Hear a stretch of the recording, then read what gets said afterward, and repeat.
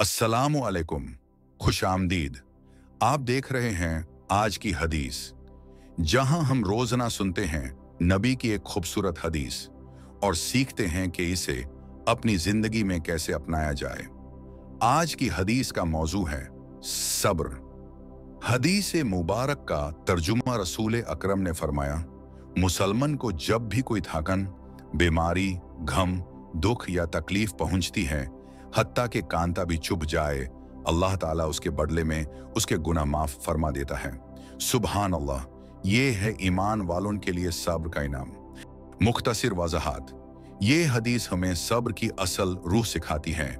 मोमिन की हर तकलीफ उसके लिए अजर और मगफिरत का जरिया बन जाती है, अगर वो सब्र करे और शिकवा ना करे। अगर आप नए हैं तो चैनल को सब्सक्राइब जरूर करें ताकि रोजाना आप तक पहुंचे नई हदीस और नया सबक। जाज़कुमुल्लाहु खैरन।